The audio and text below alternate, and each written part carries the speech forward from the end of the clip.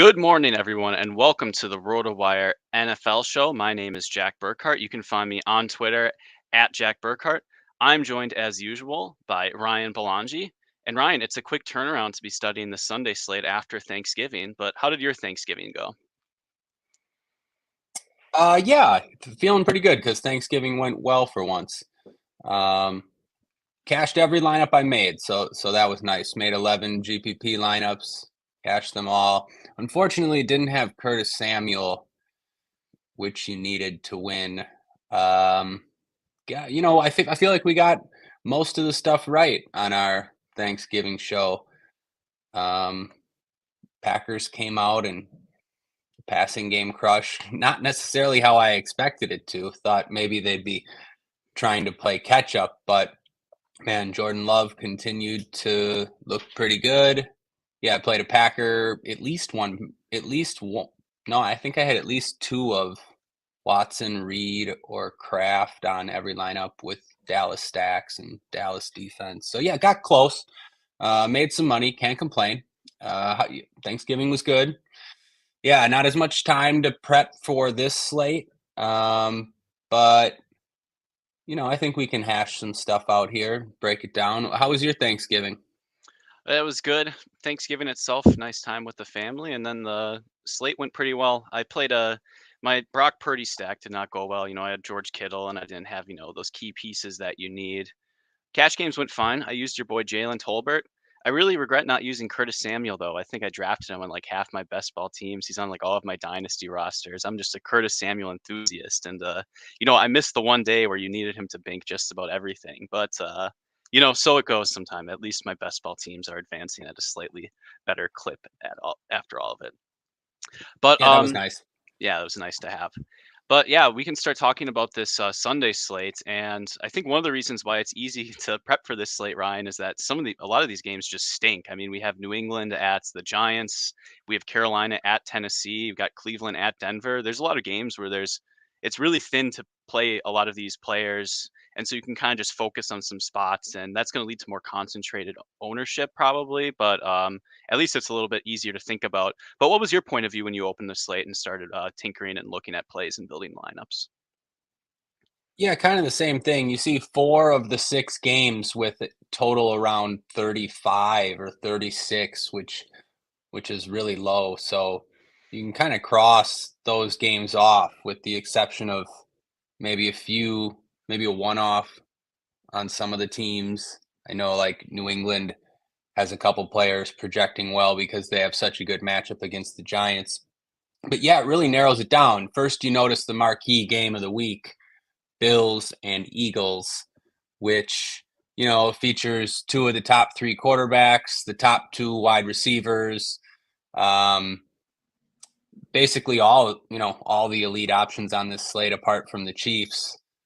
I think that'll be, a relatively popular target for stacks. After that, you see Jacksonville and Houston is a pretty interesting matchup with how good Houston's been playing. Jacksonville's offense looked better last week. Um, yeah, my favorite spot was the Colts Bucks game.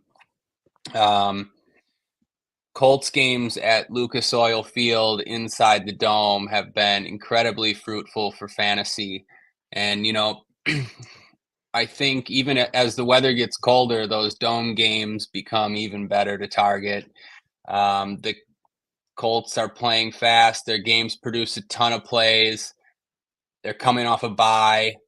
It's a perfect matchup for the passing game too. The Bucks have been shredded by the pass. They're arguably the biggest pass funnel defense in the league now. Teams are throwing against them at either the second highest rate of any team in the league. The Bucks have a good run defense and a really bad pass defense, and they're also dealing with some injuries. Colts defense is dealing with some injuries also. Colts defense is not good at stopping the run or the pass, so it's just a good spot on both sides, and the prices in that game are also affordable. So most people will probably see that and it'll be relatively popular, but still want to have some pieces from that game. Yeah, Rams Cardinals. could be some interesting stuff there. Cooper Kupp news will be really important. He did return to practice, but if Kupp doesn't play, it will change the slate because a guy like Puka Nakua will be really chalky if Kupp doesn't play, and then brings Higbee into play, and it brings Tutu Atwell into play. Kyron returning from IR, healthy, looks like a good play in that game no matter what. Yeah, it's an interesting slate. I kind of like it because we don't have a ton, we don't have a ton of options like we're used to, like receiver, for instance, Tyreek and Jefferson, none of them. You can't really count Chase anymore without Burrow.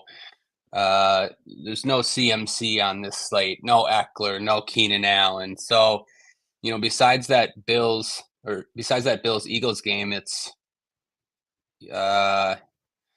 yeah, like a bunch, like that's really those are the only expensive options at receiver and two of the three expensive options at quarterback. And then other than that, it's like you're going to be looking at teams and players and games that might not jump out as much if some of those elite teams were on this slate. I don't know. What did you think?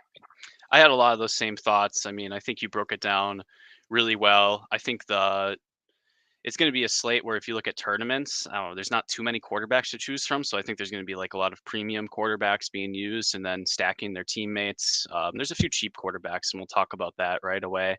But, not many games to stack. So it is a little bit less focused, but the margin for error is a little bit thinner.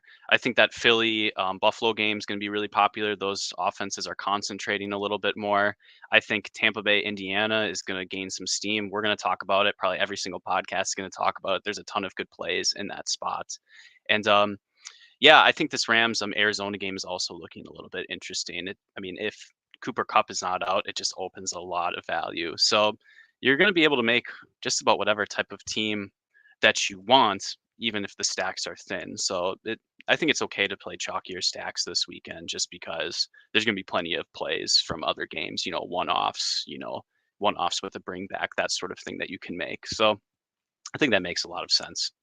But maybe we can start digging into quarterbacks and start talking about cash games first. I haven't been playing too much cash games in NFL the past month, but I know I've been following, and the meta seems to be a lot of spending down at quarterbacks so that you can afford Tyreek Hill, CMC, and a lot of these studs that you mentioned.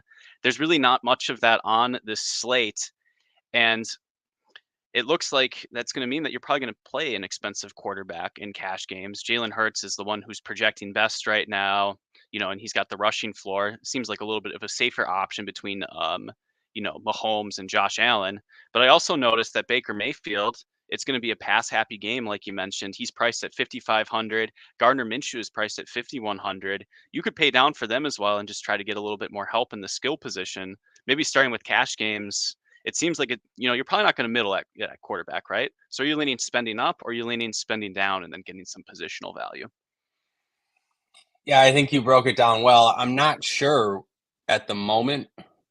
I guess I don't have a strong lean because I wouldn't mind playing these cheap guys. You mentioned Baker and Minshew, 5,500, 5,100. I wouldn't mind playing either of them in that game environment. It's just so good. And even Trevor Lawrence at 6,400 projects pretty well in a good matchup at Houston. I wouldn't mind playing him, but I tried doing that, and you have a tough time spending your money. I mean, you can, but like, do we want to pay up for a questionable AJ Brown at 9K? Like, I don't know. Like, you're not going to play any of these other receivers. You're not going to play Diggs or Chase or Cup or Adams in cash. And then at running back, there's good running backs in the 6K range, and even one in the upper fives. The only expensive running back on this slate is Kamara. I don't really think you're playing him in cash. So it's like, if you spend down at quarterback, what do you do with the money? Maybe you can't use it well enough. So Hurts might end up being the best option. I think it would be Hurts. I mean, the rushing floor is just too much. 9 rushing touchdowns in 10 games. You can almost bank on one rushing touchdown per game from him. I mean, he had a bad game against the Chiefs on Monday night. He threw for 150 yards and 0 touchdowns, but still scored 20 fantasy points because he ran to win. The floor is just really safe on Hurts. So, after talking it out, my lean would be to spend up for Hurts in cash. I don't think it's a must, but that's my lean. What do you think? Yeah, I agree. I mean, AJ Brown would be nice, but I'd rather have the quarterback luxury than the wide receiver luxury. And I think there are going to be some values popping at wide receiver that we can say. So it's like, okay, especially if Cooper Kupp is out, right? Then it's like, okay, well, I'll spend up for Puka Nacua, who's going to see a ton of targets. It does just feel like maybe more of a tournament move to spend down and use the luxury money at the positions where you can separate a little bit more. But I mean, it just feels like you can just bank 20 points, 25 points from Hurts in just about any given matchup with the rushing. I definitely prefer spending up for him versus Mahomes and Allen. But yeah, I think Hurts. I mean, like you said, he can score a rushing touchdown in any given game, and he's basically going to get there no matter what in those cases. It also has the highest implied total of that of the entire slate. So I think all signs are pointing to getting up to Hurts in cash games, but we'll see how the news and injury stuff develops. I mean, if AJ Brown has a clean bill of health, there might be some merit to spending up at wide receiver. AJ Brown's been absolutely incredible this season, but we'll get into that when we go into the wide receiver position a little bit more. Maybe as far as tournaments go, I mean, Hurts, we have some rostership estimates right here, but I think it might be a little bit more concentrated towards the top quarterback. Hurts, there's some obvious stacks that you can, partner him with AJ Brown. I believe, what's his name? Tight end for Philly. Why can't I? Dallas Goedert. There we go. Is Dallas Goedert still out? Because in that Dallas case, Goedert is still out. yeah. So in that case, it's going to be a very concentrated passing attack, which is nice. The Chiefs are a bit of a mess, but you can always stack Mahomes with Travis Kelce, and there's plenty of value elsewhere that you can make that stack work. And then Josh Allen, you can play him with Kincaid and Stephon Diggs. That makes a lot of sense as well. Do you like any other, maybe perhaps non-premium stacks? One name that stuck out to me was Trevor Lawrence, who you mentioned earlier. There's an underpriced Christian Kirk that you can play him with, and Evan Ingram is projecting quite well at the tight end position. That's going to be a game that's played in a dome that has a higher total. I think Lawrence is one of the better options at quarterback in the middle if you want to do a stack there. What sticks out to you, Ryan?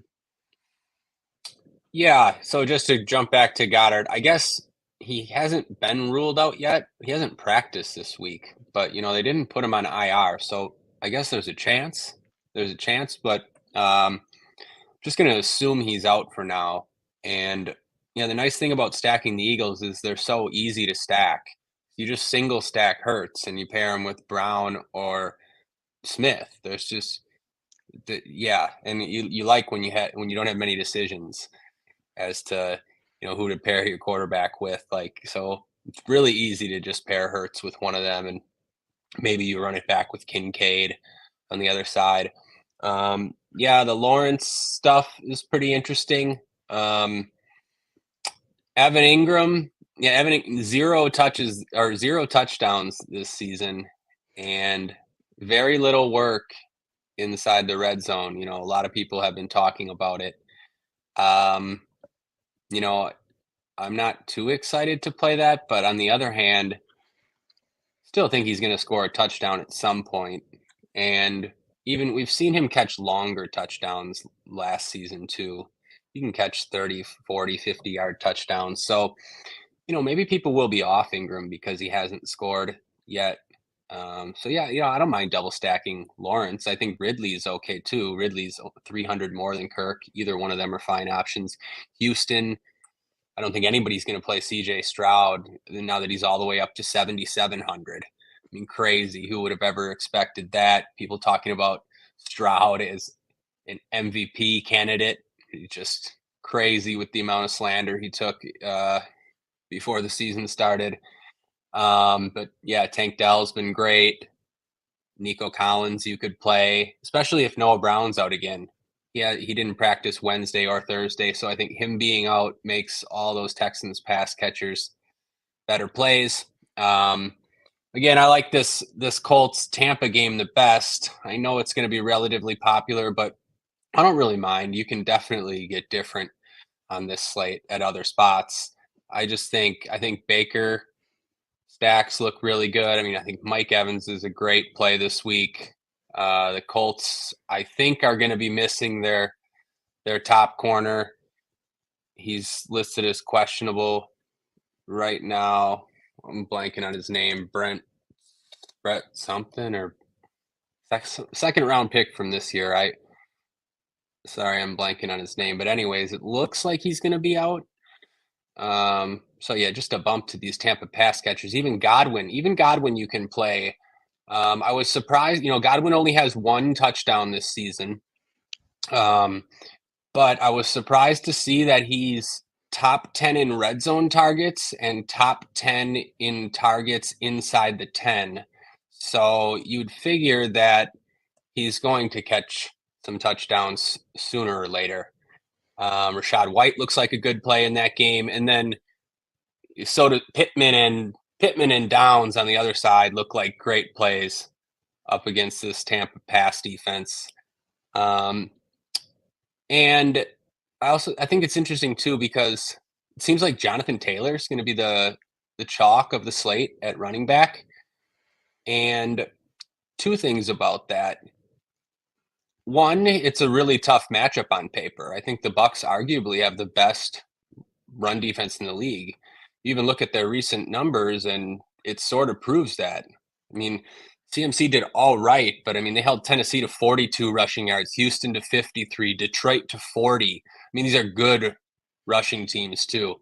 So yeah, I mean, the second part of that is in recent weeks, the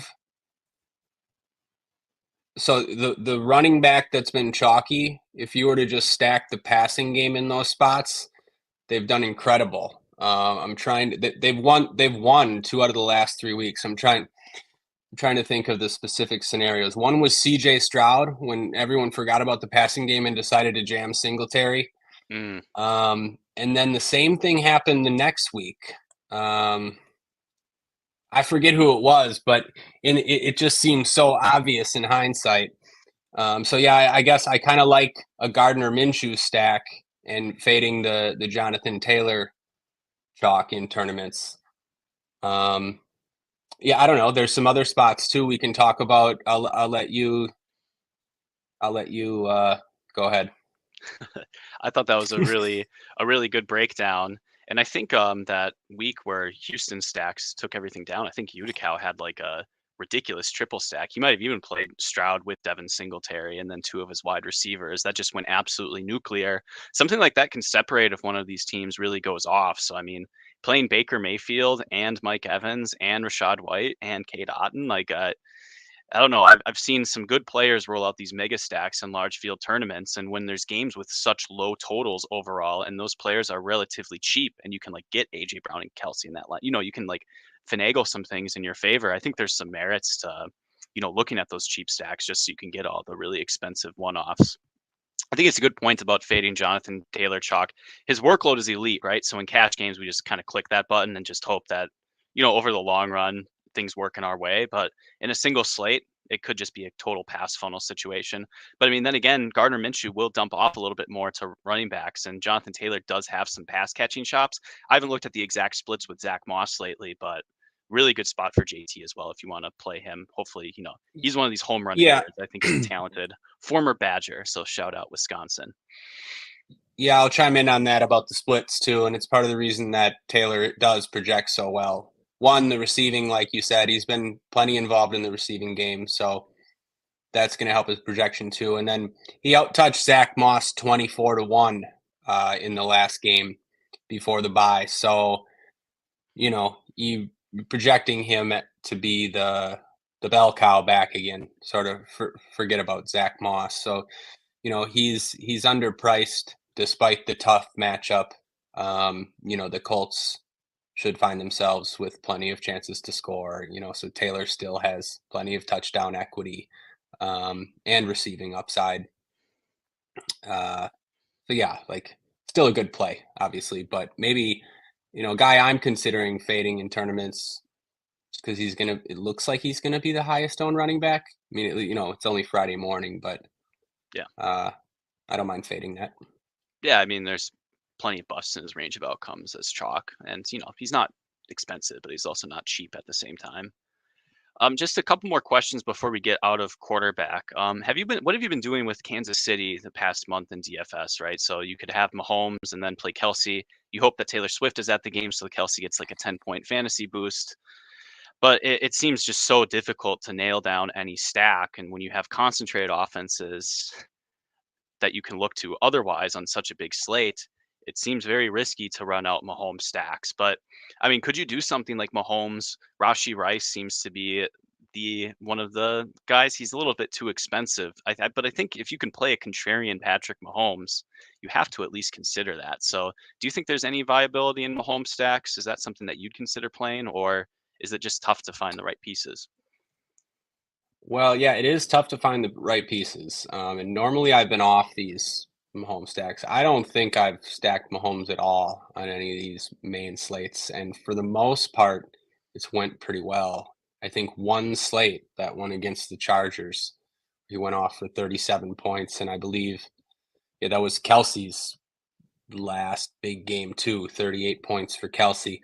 So yeah, I've kind of just been off that. And I would have been off it here, but I'm considering it more because it's kind of easier to get to on this slate. You don't have, like you said, we don't have Tyreek Hill and CMC and these expensive options to pay for, and you have plenty of value. So initially, I just kind of I wanted to fade. Like I wouldn't want to stack Mahomes without Kelsey. And I get it that you can, but This isn't sure. the recent numbers from Kelsey, they don't look very good, right? And he's up to 8,200 now. The thing is, like I'm going back and forth because he doesn't have that many people to beat on this slate. Normally, I don't think the ceiling's there for Kelsey at 8,200 anymore. I mean, he has a ceiling, but not the ceiling that the receivers have. I mean, yeah, he had that one great game against the Chargers. So it's there, but not as frequently as in the past. The thing is, on this slate, he might only need to beat AJ Brown and Stephon Diggs. And then you're going to want him. So yeah, it's a tougher question for me on this slate. I don't know. What do you think? I don't know. I'm pretty interested in it. I think people are just going to prefer the cleaner stacks, especially in smaller fields that you have Jalen Hurts and Josh Allen, and you only have to finagle $100 in either direction to go those points, or they might just spend down and look elsewhere. So you're never going to sneak in like a 3% Patrick Mahomes, but I think he's got a huge ceiling, right? They have one of the highest implied totals of the entire slate. I think it's around 25 points, but I'd have to double check. I forgot my notes. I I don't know. It feels like if people are going to overlook Patrick Mahomes, if you're a contrarian player, it's at least worth looking into, even a single stack, or you could pair him with Rasheed Rice. I know Justin Watson and Marquez Valdez-Scantling are also near the stone min as well. I think you can make things work with them, and it's something that I want to parse through, see if I want to actually go there in the single entry red zone. Yeah. One more. Oh, go ahead. No, sorry. Yeah, it looks pretty good actually. Those guys, yeah, you could pair him with one of those cheap wide receivers. I mean, Justin Watson is the minimum. He had 11 targets against the Eagles. I mean, that's something, Yeah. Oh, it's worth. I don't know. We'll see what rostership looks like as the weekend progresses. But if it looks good, I'll consider it more heavily. The last game I wanted to ask, I know it's a lot of time on quarterback, but these are kind of the stacks. This is where you start thinking about things. We have this Rams Arizona game, which is in the afternoon. It's at Arizona, so it's basically a dome. I know they have a retractable roof. Projects as a pretty nice game environment. Arizona is not particularly good, and Stafford seems to be a bit more healthy. I think it just projects to be a game with a lot of passing and a lot of fairly priced players. Are you interested in Stafford at 6,300? That's a little bit tough to pay, but it's 2,000 less than the premium options, only 800 more than Baker Mayfield. And you also have Kyler Murray, who's been running around pretty well at 6,900.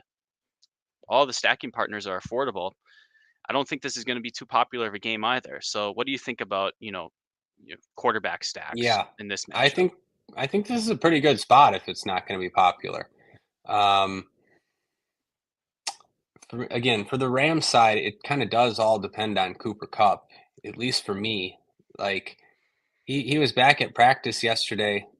We'll probably hear more stuff today, but if Cup plays, it just becomes really hard to stack the passing game. I think you can, but yeah, I'd prefer him to be out, and then it's really easy to just play Puka, maybe Higby.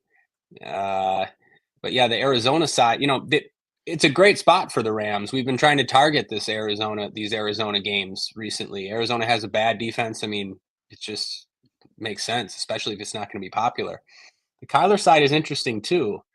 Um, he's looked good running. Again, 7 carries for 51 yards. Last week he's ran for a touchdown in both games. He'll probably be running around again here. I think Trey McBride, it's another really good spot for Trey McBride. Hollywood Brown's banged up. I mean, what's up with Hollywood? Is he going to play? Hollywood didn't practice yesterday. I mean, if Hollywood's out, Michael Wilson's still questionable. I mean, everyone was on Rondale Moore last week, and I was too, and he bailed us out with a 48-yard touchdown early in the first quarter, and that was his only catch. After that, it was kind of the Greg Dortch show.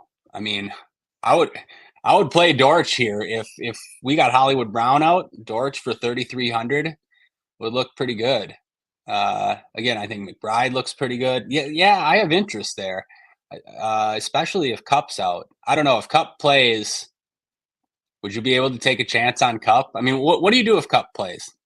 Oh, I have no idea. I He feel like crushed me last week, Jack. He crushed me. I mean, I don't even want to get into it. But yeah, I mean, he was like my highest owned player last week, and I had the early games went great for me. And then, yeah, Cup that went about as bad as possible. But yeah, anyways, what do you do if Cup plays?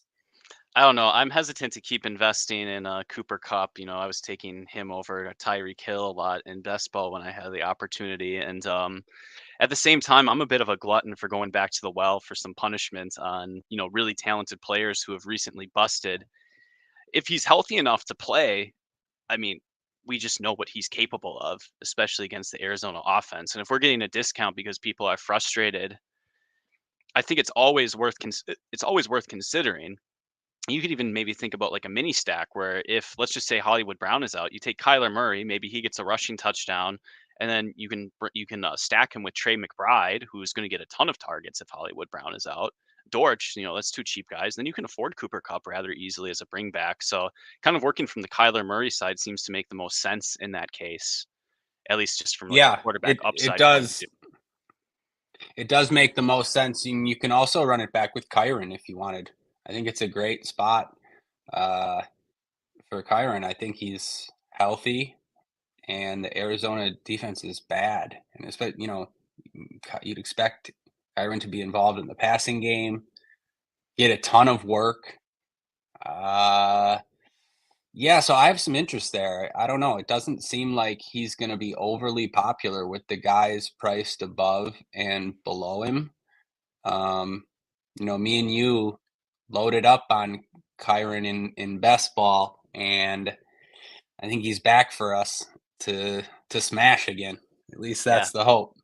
Hopefully advance some of these teams. I seem to have about half my teams in third place.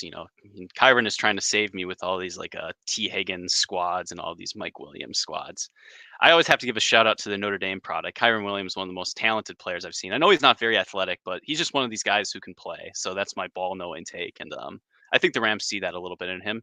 He gets a huge workload either way. So if you think I'm full of it, if he's going to be on the field for most of the snaps coming off an injury, he's a good play in a great game environment. So you can just look to the spreadsheets for that. We got Uncle Ted in the chat shouting out the Colt stack, Pittman, Downs, and Minshew. Yeah, I think the Colt stack is it's a really great way to play it. But I think we covered all the relevant stacks and quarterbacks. Ryan, do you have anything more to say about quarterback or? The one game we didn't touch on that could be interesting is Saints Falcons. You really, at least for me, really wish Jameis Winston would be the quarterback. But it appears as though Carr's going to be back. But it's interesting because Michael Thomas is on IR now. So, Olave and Shaheed look pretty good. And on the other side, Bijan had 22 carries last time out. They're coming off a bye. It's a good spot at home. Bijan, I don't think is going to be too chalky. I think Kyle Pitts is interesting in that game. So yeah, like there's some, I wouldn't stack that game up, but there's some interesting pieces. Like we're going to talk about some of these cheap wide receivers that are going to be popular. And I don't know that Shaheed's going to be too popular, and he's right in that mix. And he's a guy I'm looking to as a one-off in tournament site, hoping that he'll get a few more targets with Michael Thomas out. And he's a guy that doesn't need very many targets as it is. He's one of the best deep threats in the league. So yeah, I've some interest in a few pieces from that game. Yeah, I think Derek Carr is a little bit too expensive. I think he's in the high 5,000s if my vision is not failing me. But Desmond Ritter's 4,800. So if you want to be a true sicko, you can play, your Ritter, Drake London, Bijan stacks, and you'll probably be one of the only people doing that in most of the contests that you're in. But yeah, that game's in a dome, and there are some vertical threats. You just need Derek Carr to throw vertical. It would be an amazing game with Jameis, but such is life. All right. Yep. Before we get into a running back, let's have a word with one of our sponsors, Circa Sports.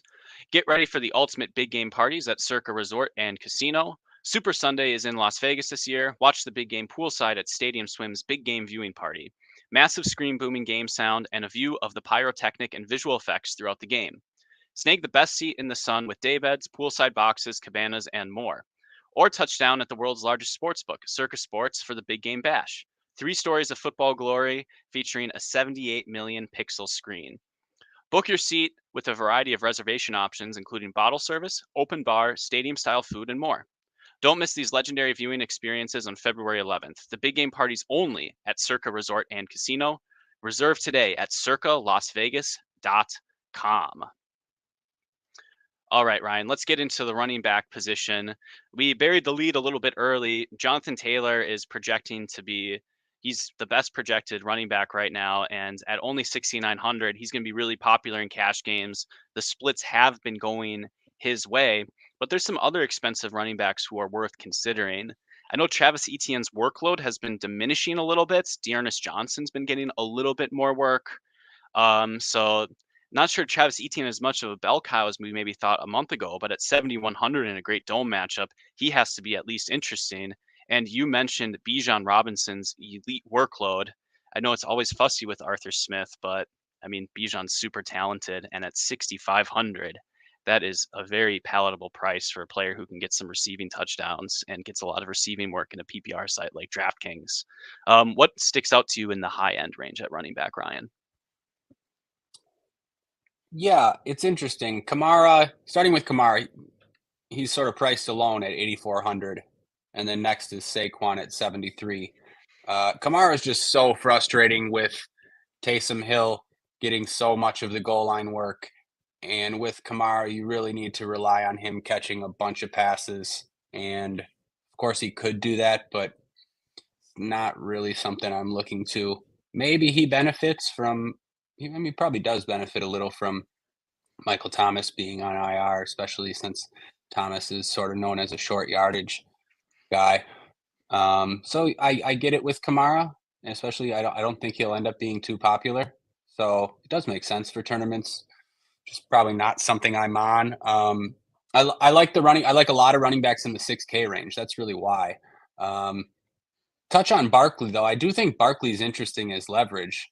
He sure would have won you everything last week with 30 points against Washington, and it's not the worst spot at home against a Patriots, questionable Patriots team.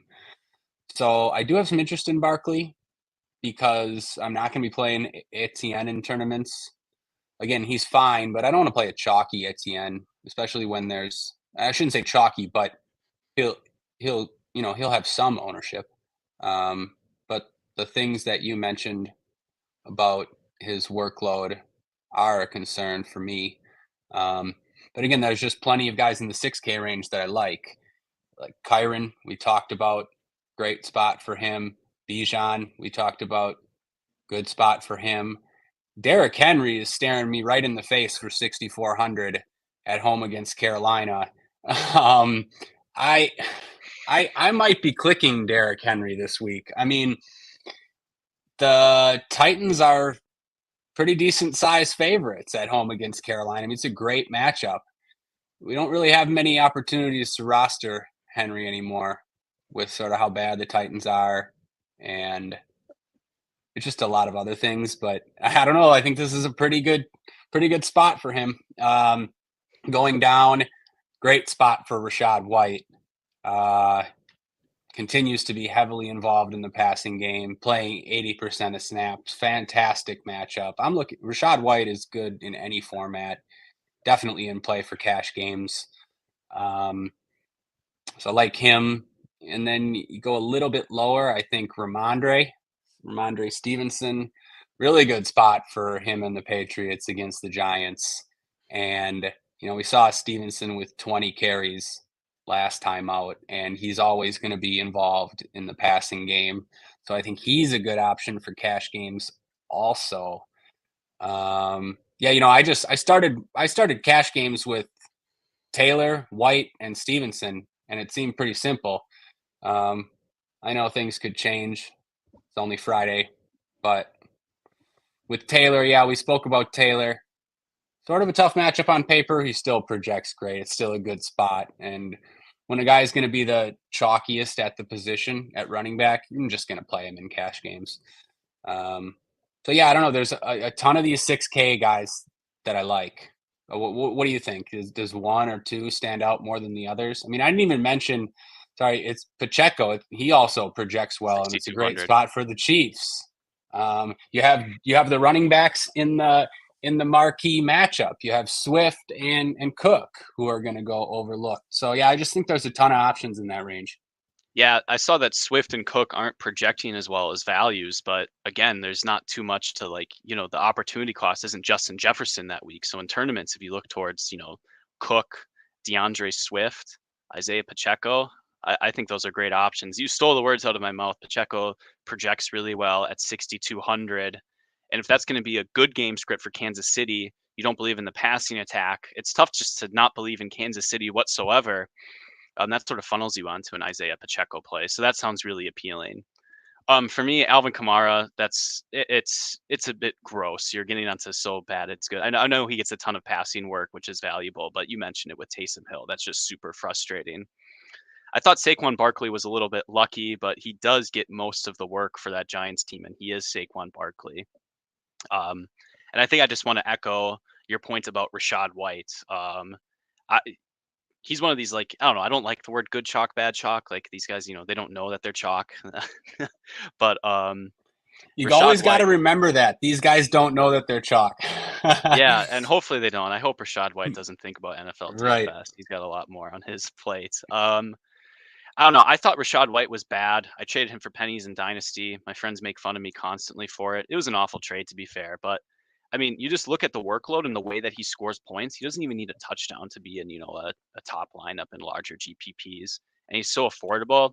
I think that's just a spot that, if you make 5 lineups and you just wanted to have one of your running back slots filled with Rachaad White and then just make sure that you're appropriately leveraged at other spots, I think that's super reasonable in a passing funnel type of situation for Tampa Bay. So probably one of the best plays for me. Probably, you're going to play Jonathan Taylor because he's chalk, but Rachaad White almost seems like the easiest click, at least for cash games. I can't imagine playing without him. I totally agree. I think sort of everyone got on this narrative that Rachaad White is bad. And, from everything I've seen this year, he doesn't seem bad. He passes the eye test when you watch him. And, he was, they took him in the 3rd round last year. So, I mean, it's not like he was a finished product by any means. Clearly he had some potential then. So, yeah, I'm I'm in on Rachaad White too. He seems like a great play. The matchup is amazing. Yeah. I'm a little bit more down on Derrick Henry than you. He just seems to be splitting snaps with Tajay Spears. At the same time, Derrick Henry is not 8,000 on DraftKings anymore. He's 6,400, and I can't like in good faith talk about Isaiah Pacheco and then say, oh, you can't play Derrick Henry. I mean, they're both mostly going to get points on the ground, and it's just an elite spot against Carolina, and Tennessee are going to want to use him if they're in the lead. So that's a really good shout on Derrick Henry. Two names as I'm scrolling through that I highlighted that I just wanted to mention at running back. It's a bad spot for Javonte Williams, but I think the workload's been trending his way at 5,700 as a large field one-off. I like Javonte Williams. I think he's a talented player. He catches balls, and if he gets most of the work, that's pretty appealing to me. I know the Cleveland defense is good, but I don't know if the price is right. I think it's worth a squeeze. And I think the guy I like more though, James Conner at 5,900. I think he's returning from injury, and he's a guy that Arizona just feeds the ball, almost no matter what the coaching staff is. So I think that's a great one-off in a high-scoring game environment against the Rams. I mean, it wouldn't be crazy to see James Conner get a workload similar to Rachaad White, and he's going to come at lower rostership, in my opinion. What do you think about James Conner, Ryan? Yeah, I think it's a good call with Connor. Just from a leverage point of view, I think from a football point of view, I'd be pretty interested in playing him if Hollywood Brown was out. Now you don't need that, but you'd like Connor to have some receiving upside. Historically he has, but we haven't seen it as much lately. But historically he has with Kyler. So I think people are probably too down on James Conner, and that he's probably a pretty decent option.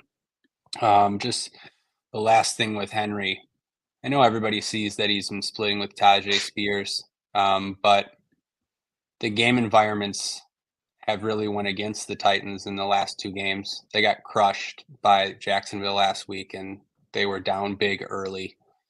Same with that game against Tampa. Like, they've just been playing from behind and really struggling on offense. This spot could be the opposite. I mean, you get Tennessee with a lead, and you're going to see 20 carries from Derrick Henry. And like you said, he's not 8K anymore. This is a chance for him. Yeah, and then one last name, Devin Singletary at 6K in a dome game against Jacksonville.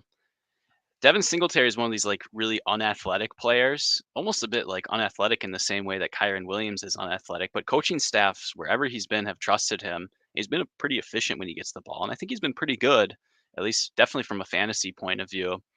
I'm not sure if Dameon Pierce is back. I think I'll have to double check the injury report on that.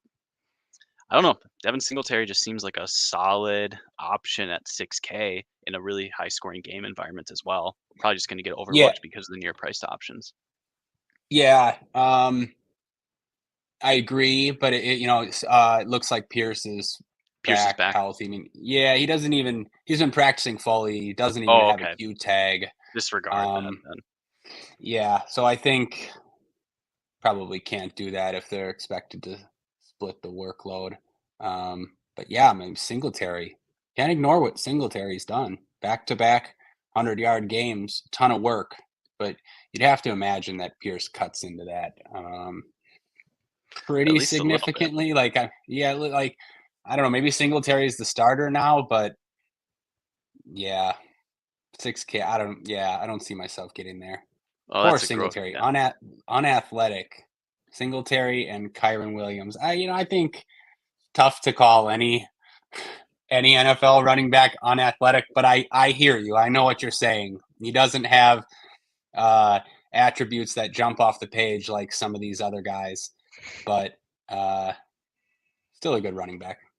Well, more athletic than me sitting on a chair in my dad's office, after Right. having a couple glasses of wine and eating food all Thanksgiving, but relative to others in the position, the explosiveness. But good point. Right. Again, if Dameon Pierce is active, then Devin Singletary is not a DFS relevant option on a 10-game slate, in my opinion. Um, Agreed. Have we missed anyone else at running back? I'm not going to tout Najee Harris at 4,900 and a very low total, and I just don't like Najee Harris anyway. Just doesn't really seem like there's any cheap options. But have I missed anything, Ryan? No, not you haven't missed anything for me. There's just like there might be other guys that are like decent options, but there's just so many options that I like in the 6K range that I'm just not going to get there. I'll find two guys that are the guys we spoke, or even the high 5K range. I just like enough of those guys where, as things stand, I'm not really looking at other stuff. Yeah. Well, in that case, we can move on to wide receiver. We've already talked about some of the wide receivers when we were discussing stacks, but we have Cooper Kupp. He's questionable. We have to follow the injury news. But if he's active, seems like, and he's healthy enough to play, Stafford will target him. And at 8,000, I mean, it's a pretty good price. He's projecting pretty well to go along with that. You got Steph Diggs at 8,800, AJ Brown at 9,000. Those aren't guys that we probably look at in cash games necessarily, but they're going to be very popular in tournaments, very much because their quarterbacks are going to be popular in tournaments. And then, as far as the other premium options, Puka Nacua is not necessarily a premium option, but he is if Cooper Kupp is out. And then you have Jamar Chase and Devontae Adams, who have some serious quarterback issues. Ryan, where do you see yourself going with the wide receiver position? I mean, it could be that, if Cooper Kupp is out, then Puka Nacua is going to be probably one of the most popular players in cash games. But if Kupp is active, maybe the highest price guy that you consider in cash would be Michael Pittman in a really good throw heavy game environment. I don't know. How do the expensive wide receivers look to you in terms of cash games? Yeah, I think you broke it down well. Puka would be chalk in cash games if Cup is out. If Cup plays, then yeah, I think probably the most expensive guy you're looking at is Michael Pittman. I mean, I guess I guess throw Tank Dell in there too. I mean, they have the Mm, same projection, and Dell's been smashing, and Dell looks like a good play again too if Noah Brown's going to be out. So I think we put him in there too. But yeah, receiver is wide open starting at the top. Have interest in AJ Brown in tournaments for sure. Seems like he's healthy, but they've been limiting him with a thigh injury. I guess we can see what happens with that. Diggs, Diggs is a leverage play. I have a tough time getting to Diggs when all the stuff going on with him in Buffalo. Apparently he's not happy there. You hear all this stuff, but then you look at the game log. I don't want to be too much of a game log watcher, but 6 points in back-to-back games, and the targets too, 8 targets, 5 targets, 7 targets. I mean, again, small sample, don't want to like look too much into that, but he's a guy that we were seeing. You want 12 targets. We saw that a bunch, 12, 12, 12, 13, 16. I mean, I think he's still that guy, but I mean, Allen's been throwing to Kincaid more, and I don't know, like 8,800's a lot for Diggs in a matchup that it is at least. I don't want to call it tough because it's actually a pretty good spot. You'd think for the Buffalo passing game. Philly has a pretty good run defense, and teams throw on Philly more. Actually, yeah, teams throw. Philly is the only team that teams throw on more than Tampa. I think a lot of that has been that they're winning all the time and teams are playing from behind in the second half. But it's not everything. But yeah, I have a tough time getting to Diggs there. And Chase at 8,300, that's like another one of those ultimate leverage plays. I see Ted in the chat talking up the Bengals offense. I don't know if I can get there with Browning. It seems tough to pay off that $8,300 tag for Chase, but he's definitely talented enough to do it. So I kind of decided just now that I'd be fine taking a chance on Cup actually if he plays for 8K. I do sort of subscribe to the belief that if a guy plays, he's good enough. If a guy is active, he's good enough for me to play in DFS. That's worked out for me most of the time. Of course, there are times when he plays and he's limited and he's barely out there. That happens too, but that's the risk that you take, and it should come with an ownership discount. I can't see too many people playing Cup, but I don't know. What do you think people will play Cup if he plays? I mean, again, it's one of those things that the lack of elite options maybe drives a few more people there, but I think people would be worried. Yeah, well, it depends on the contest, right, Ryan? So like you play the single entry double spy or something, and that's going to be people who use projections, quote unquote, trust the process. I think they're more willing to take risks than Cooper Cup. So you're probably not going to be sneaking too much by. It'll probably mute his rostership a little bit. But if you're playing in, lower entry contests, larger fields, I think that's where maybe Cups, if you're looking just for purely from rostership point of view, that's where Cup starts to shine for me. Um, then again, I mean, people are just going to be frustrated with the guy. I mean, he absolutely screwed some people over last week. Yours truly, Ryan. So, I mean, I think that's a tough taste to get off people's mouths. And in tournaments, you're probably not going to play too expensive wide receivers. And if Allen is going to be popular, and if Hurts is going to be popular, there seems to be plenty that's going to be taking utilization off of Cooper Cup. So, and again, I agree with your belief. I think especially with these really excellent players, if they're healthy enough to play, they're healthy enough to, at least be like 80, 90% of themselves. If you subscribe to that belief most of the time, I think you're better off in the long term. That seems pretty appealing. I want to say one thing Yeah. about Tank Dell. I was just reading Ben Gretch's Stealing Signals. Tank Dell is just absolutely good from like a peripheral point of view as well. He gets a really good target share. He has a good targets per route run rate, and Gretch does this thing where he breaks down targets per route run, but weights downfield targets because those are more valuable for fantasy. I think Tank Dell is second in his proprietary weighted metric. Just an outrageous Wow. workload for a really really good, promising young player. So I think he does deserve a shout out in comparison Yeah. with Michael Pittman. I Yeah. think the hype is real. That's yeah, definitely. The hype is definitely real because he's a guy with a ton of explosiveness too. So yeah, the numbers really back it up. The other guy, Mike Evans, have a lot of interest in Mike Evans at 7,400. Um, again, we keep talking about this spot, but it's the game environment is elite. And sorry, Juju Brents was the cornerback that I was talking about before. The Colts' best cornerback, second round pick. Looks like he's going to be out. Again, it's only Friday. Maybe I'll check on that again, obviously, closer to Sunday. But great spot for Tampa Bay. Great spot for Mike Evans. He's a guy that, always has a ceiling on him. Still one of the better deep threats in the league. And we've seen it this year with Baker. He's getting plenty of targets. So, yeah, really like Mike Evans. Like Devonta Smith, if you're stacking him with Hurts. Yeah, I don't know. Yeah. Should I keep going lower? We can talk about the spend down options. I just want to echo your enthusiasm for Mike Evans. I think he is Baker's preferred target. Baker will chuck it downfield. He has that willingness. I mean, Mike Evans is a Hall of Fame player. One of my favorite players too. In my first ever dynasty auction, me and my co-owner, we went all in on a second year Mike Evans after he blew up in his rookie year. I think he gets a lot of flack because he gets a lot of deep targets and he's dropped a few high profile targets, but man, the Mhm. dude can play, and he's just had one of the most. Just look at his stats. Go to Agreed. Football Reference and look Agreed. at what he's done.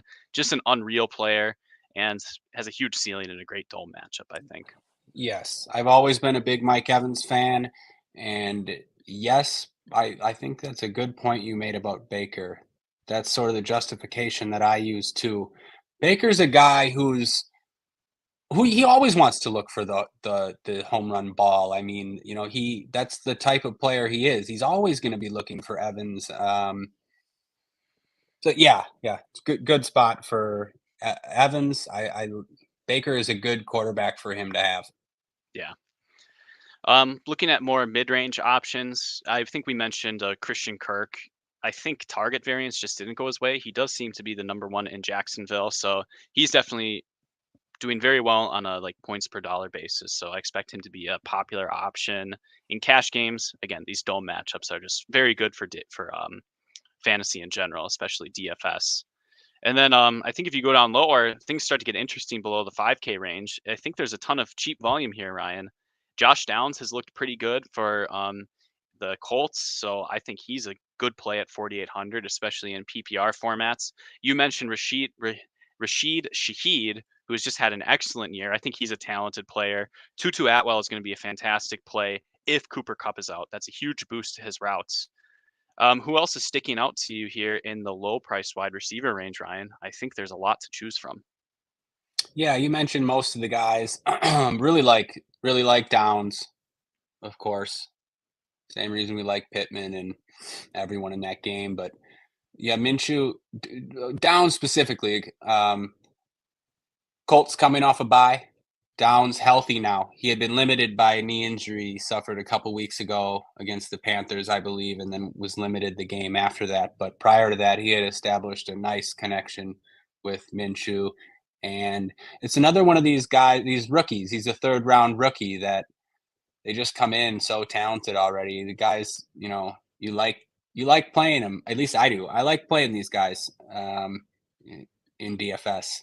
So yeah, a lot of interest in Downs. I think you can use him in cash games. I think you can use Demario Douglas in cash games too. He's 4,400. Matchup's just great for the Patriots, and Douglas is like sort of the de facto number one wide receiver now. See at least 5 catches in 3 straight, at least 7 targets in all those games. So yeah, I think he's acceptable for cash games if you needed it. Tutu Atwell, yeah, that depends on Cup. Other guys too, Deontay Johnson is cheap at 4,900. Who else was that? Yeah, Shaheed. I mentioned really like Shaheed. I think Robert Woods is at least worth mentioning if Noah Brown is out. I mean, he's like the only cheap Texans option, and he did have 8 targets and caught 5 balls in the game last week. He's still out there all the time, and Stroud is good. So I don't know. You can at least consider that. If you're in that Buffalo Philly game, I think Shakir is at least interesting. Because I was looking at Gabe Davis at 5,300 because I wasn't too excited about Diggs. You look at Gabe Davis, and he had 0 catches in 2 of the last 3 games. 0 catches in 2 of the last 3 games. I mean, what is that? He wasn't even targeted against the Jets. And he's still playing 90% of snaps, which is, I don't know what's happening there. Again, like Allen seems to favor Kincaid. But back to Shakir, he's been out there 70+% of snaps now for 3 straight weeks. And I mean, he showed he was a deep threat last week. We know he's like an underneath threat. So yeah, I don't know. If I'm playing Josh Allen, I think I would look like if I was stacking Josh Allen, I almost think I would forget about Diggs and Gabe and just go like Allen, Kincaid, and maybe Shakir. Maybe. I mean, you don't need it, but he's at least worth mentioning. Other guys down here, like, can you play a Giant? I don't know. I mean, you see anyone under this? Like I would say, let's say 4K and under that stood out. Sorry, Greg Dortch. I'll say again, him and Rondale would be great plays with Hollywood Brown out. Yeah. If Hollywood Brown is out, pay attention to that Hollywood Brown news. There's nothing quite like looking at like the $4,500 and under, because all of these guys have spent significant time on my dynasty rosters. They've kind of come out of nowhere, but there's some interesting talent profiles to the players that you mentioned. So I know, JJ Zacharias in the Late Round podcast, he's been banging a Khalil Shakir drum just in terms of like a low price value to acquire in like season long and dynasty formats. So it just means that there's a bit of a talent profile there. He's been growing into the system. So if he's on the field for 70% of snaps in a great game environment, seems to be very sensible as a GPP target, especially promising if he's been targeted downfield. Gabe Davis, I've seen stuff about his peripherals going down. I wish I cashed out when I had the chance, speaking of dynasty, but I just think he's, she showed some good things with the talent profile, but he's just not getting it done at a sufficient level for this offense. And it's just been tough to throw downfield in the NFL lately, which is mostly his game. Just seems like a bit of a one-dimensional player. whereas Shakir might offer you a bit more. But yeah, I think you got the cheap wide receivers quite well. I noticed that Trent Irwin is going to be projecting well at 3,200. He ran 90% of snaps last week. I don't know, Ryan. Could you, if you have to punt in cash games, would you feel comfortable clicking someone like Trenton Irwin? I mean, you even said it with Rondale Moore, like he wasn't getting too much work. If Hollywood Brown is active, that removes Dortch. Do you just kind of want to avoid this range entirely, or do you think it's acceptable to punt here? I would like to avoid it. I think it's acceptable if Hollywood Brown's out to play a Cardinal. Mm-hmm. But as far as like Trenton Irwin, I'm just no. I'm not there. I'm not gonna play one of I can't think of his first name. Browning, whoever Browning, Jake Browning. I don't even know the guy's first name. I'm not saying he's bad, but there's just no reason to do it on this slate. Not in cash games. It feels too risky. That's a tournament move. I mean, a lot of times Browning might pass for 150 yards in this spot. It's not the greatest matchup against Pittsburgh. No, I don't want to rely on that. I mean, there's good options in the 4K range. We listed a bunch of good 4K options. You don't really need to play these 3K guys.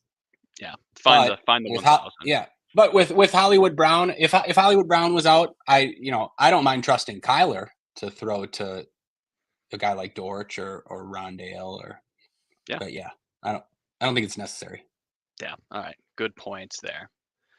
Before we move on to tight end position, just a word from our other sponsor, Splash. So RotoWire is proud to partner with Splash Sports for the 2023 fantasy football season. Splash Sports empowers gaming commissioners to earn by creating contests.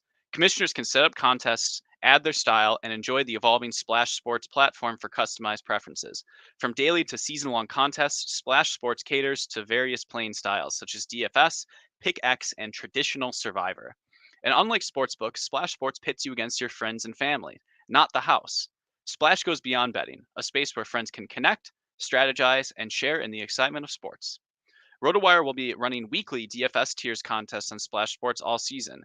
Can you beat the RotoWire experts? Visit rotowire.com/splash to enter today. I think a second time is the charm on that ad read, Ryan. A lot of alliteration there. I'll be sure to check that out, though. Seems like a fun platform. Not easy. Not easy. Yeah. Shout out to me. This is such a tough job we have. But let's move on to the tight end position. It's a Travis Kelce slate, so he's always in consideration as someone who can lap the field. He's going to have a big projection, and he does this week. At 8,200, though, it's quite expensive, and it seems like he's losing a little bit of his Travis Kelce magic that he had a couple years ago. Still gets a ton of volume and can get there on PPR sites, but I think that's expensive and probably not a priority in cash games. But we know what Travis Kelce can do. Some of these other options are quite interesting, though, Ryan. You talked a lot about Dalton Kincaid, so I'll let you do that a little bit more. And then Trey McBride is projecting really well, especially if Hollywood Brown is out.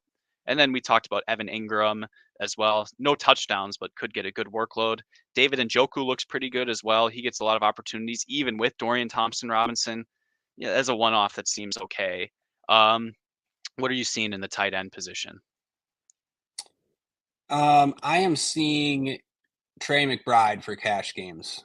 I have a hard time seeing myself playing anyone else besides McBride in cash games.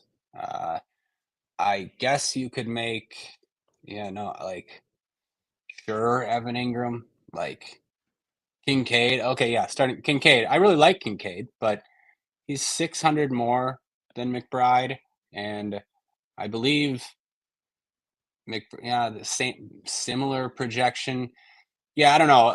McBride's just a guy. I feel like we talk about him on this podcast almost every week now. I'm a Trey McBride fan. I was preseason. I was last year. I've been taking him in best ball. I just think he's super talented. You watch him out there, and he's not your run-of-the-mill tight end. Mackey Award winner in college.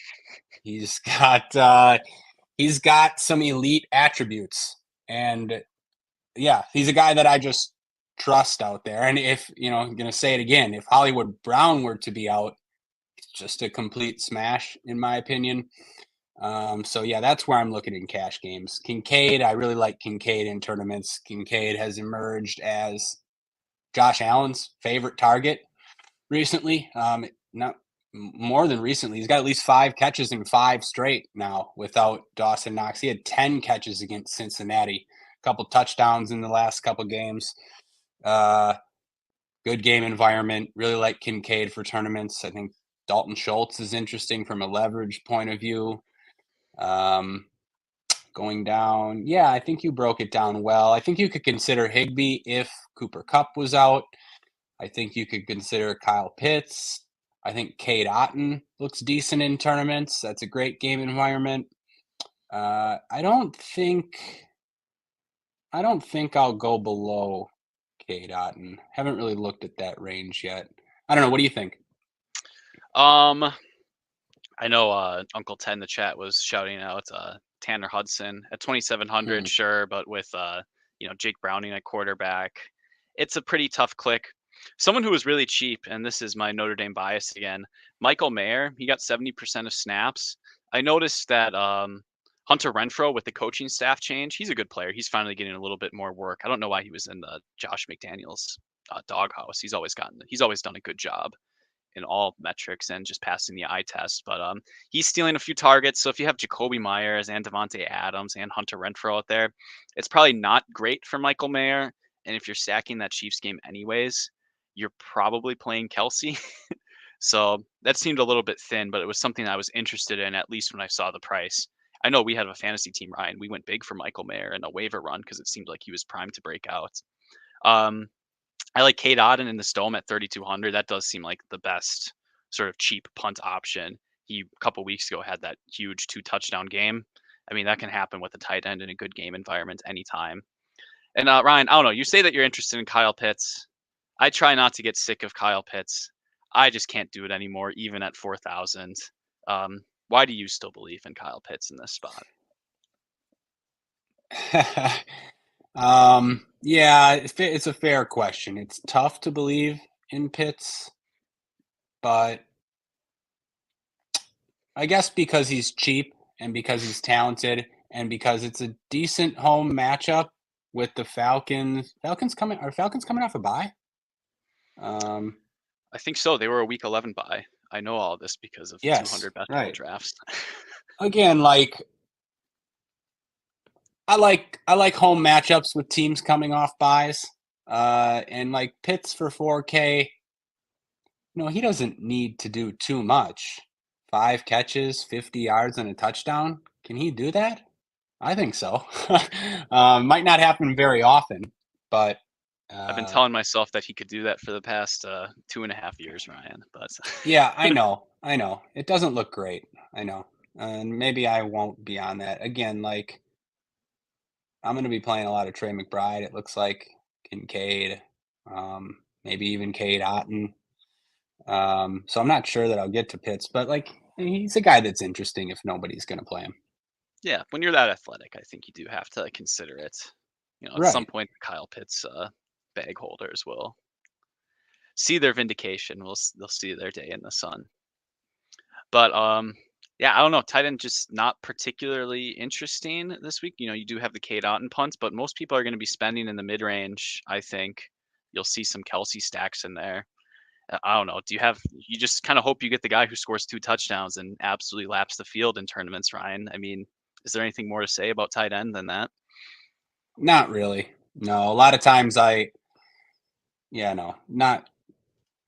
really. I was going to say a lot of times I correlate it with my passing stacks, but that's not necessary either. You can use it as leverage.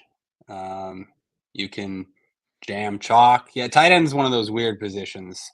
I don't know, sometimes I know a lot of great tournament players would say the exact opposite as me because I played McBride when he was chalking both in that 24-point week and the 25-point week. And there's some people that are like, well, you're not going to play McBride in tournaments when he's just massive chalk like that. But not for me, because he's a guy that he's not one of these tight ends that he's not one of these punt tight ends that doesn't have a ceiling. He's a guy with a ceiling. And I don't mind trying to get different at other spots and eating chalk at tight end if I think it's good chalk. Yeah, I think there's plenty of spots to get different. When you have a tight end who has a workload like Trey McBride, I know his targets took a dip the last two matches. I'm ready for the soccer show in an hour. The last two games. But the two previous before, he saw over 10 targets. And if Hollywood Brown is out, how many times have we said that on this show? I mean, he's just going to get a ton of volume. So I actually think he's worthy of that price tag. I mean, we're talking about Evan Ingram as an alternative. Dalton Kincaid is good, but Trey McBride is a better play. And then otherwise, you're, finding 4,000 in your back pocket for Travis Kelce, who hasn't been particularly efficient lately.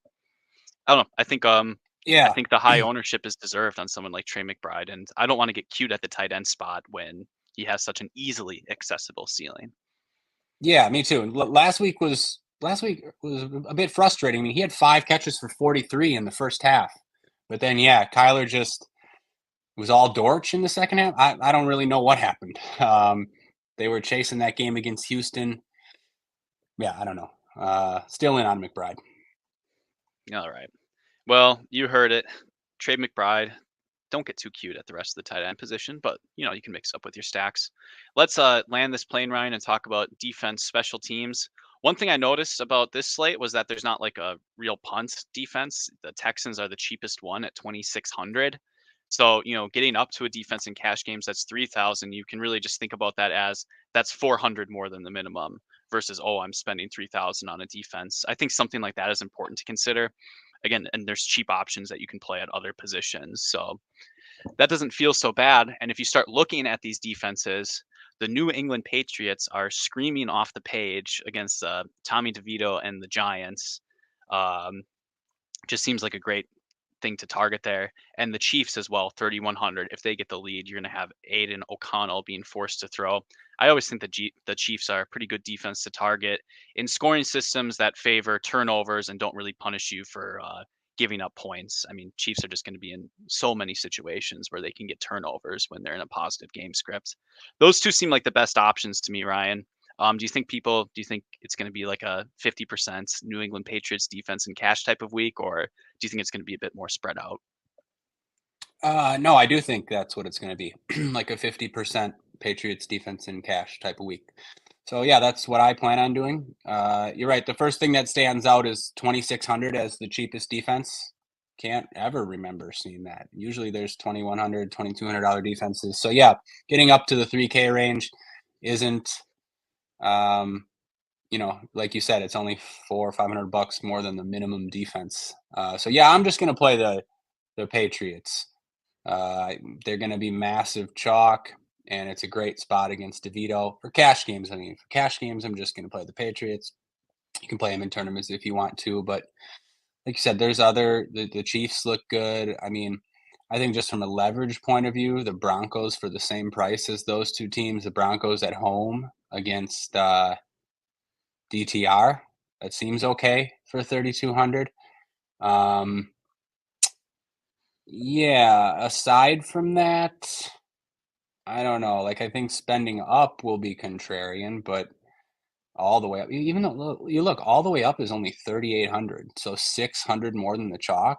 That's really not that hard to do either. No. Cleveland, it's another good spot for Cleveland up against a bad O line. The Browns D line is just amazing, so you never really mind rostering Myles Garrett. Steelers against Jake Browning, that looks pretty good. Titans maybe at home against Bryce Young. Yeah, I don't know. What do you think? Even the Giants against New England, I don't Sure. mind that. The Giants defense has put in some good shifts lately.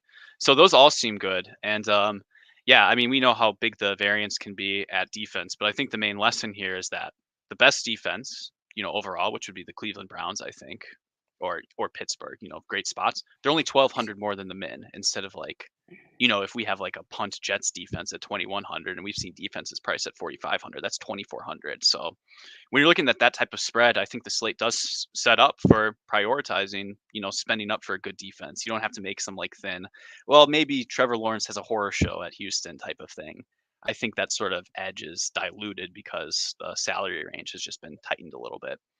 So I think having a defense with a quote unquote floor as far as defenses are concerned, I think that's a little bit more worth it from a game theory perspective. I agree. Ugh, well, all right. I think that about does it. 75 minutes. Thank you for all hanging out with us during this marathon. We've covered all the positions, Ryan. We talked about some tournament tactics. Do you have any more thoughts for the people before we go? No, I don't think so. I mean, I think we covered everything pretty good. Do I have any more thoughts for the people? No, I would just try. Maybe we can wish a Derrick Henry ceiling game into existence. King Henry back for one last run. Let's do it. Yeah, let's give King Henry the send off he deserves. Ryan is definitely on his he's feeling high testosterone with the big dog, so we love to see it. So maybe this is finally the week where we can the nerds can finally win something on a lower owned Derrick Henry. That sounds good to me. So again, thank you all for joining us. If you enjoyed the show, please give us a thumbs up on the YouTube. You can like and subscribe.